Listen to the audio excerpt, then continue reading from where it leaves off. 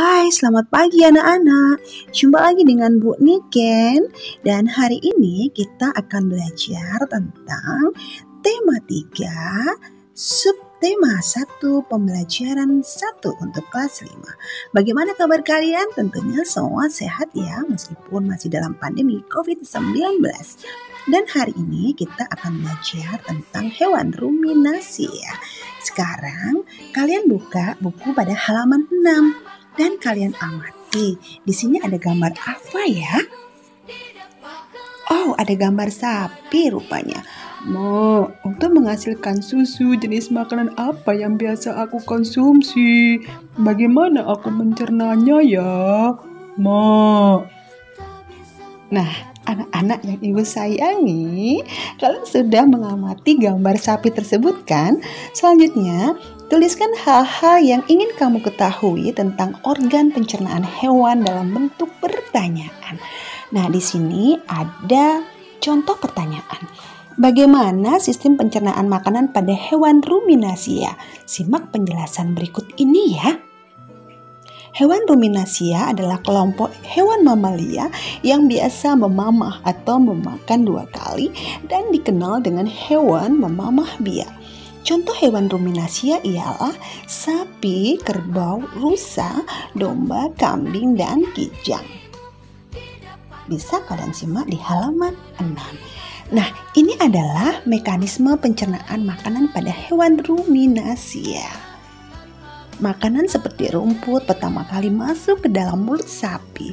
Di dalam mulut sapi terdapat organ-organ pencernaan sebagai berikut. Ada gigi, lidah, dan saliva yang tentunya punya fungsi dan manfaat masing-masing.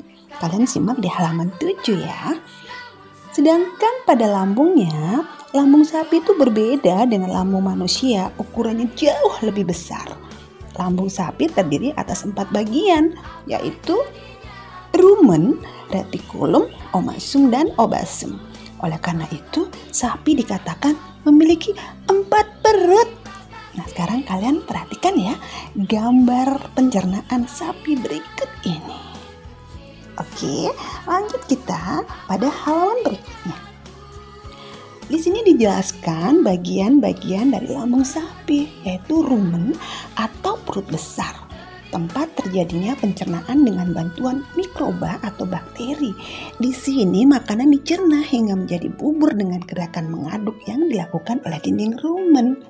Kemudian ada retikulum atau perut jala. Di dalam retikulum, makanan kembali mengalami proses fermentasi dengan bantuan bakteri, anaerob, dan protozoa. Selanjutnya ada omasum yang disebut sebagai perut kitab. Dan di dalam omasum, makanan dicerna dengan bantuan enzim pencernaan. Dan yang terakhir adalah obasum atau perut masam. Perut bagian inilah yang sebenarnya disebut dengan lambung. Ya, anak-anak yang ibu sayangi dan ibu cintai, selanjutnya kalian lihat pada bagian bawah. Di sini ada bagian untuk berdiskusi. Kalian diskusikan ya dengan orang tua atau saudara yang di rumah tentang kosakata-kosakata baru yang telah kalian temukan dalam bacaan tersebut. Carilah 5 kosakata baru dan artikan dengan bantuan orang tua. Bagaimana? Mudah bukan? Iya dong, pastinya dengan kerjasama orang tua dan anggota keluarga pasti bisa mengerjakan. Kemudian kalian perhatikan untuk bagian ayo berlatih. Di sini ada diagram. Dan di diagram ini ada bagian-bagian kosong dan ada kotak-kotak yang masih kosong. Tugas kalian adalah melengkapi bagian kotak yang masih kosong, titik-titik tersebut, dan di kotak-kotak tentang proses yang terjadi dalam proses pencernaan yang dilakukan oleh sapi. Buat diagram di dalam buku kalian masing-masing dan lengkapi dengan benar ya. Anak-anak ibu masih semangat untuk belajar. Tentunya masih semangat ya, meskipun dalam masa pandemi COVID-19. Nah, untuk tugas SBDP, kalian buatlah gambar seperti pada contoh. Kemudian, gambar tersebut berilah warna yang semenarik mungkin.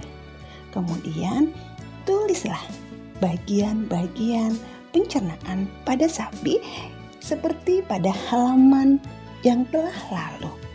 Bagaimana? Bisa kan? Pastinya anak-anak ibu adalah anak-anak yang hebat dan pasti bisa. Nah, anak-anak, pelajaran kita sudah selesai. Terima kasih ya atas kebersamaan kita dan sampai jumpa pada pelajaran berikutnya. Terima kasih. Dah.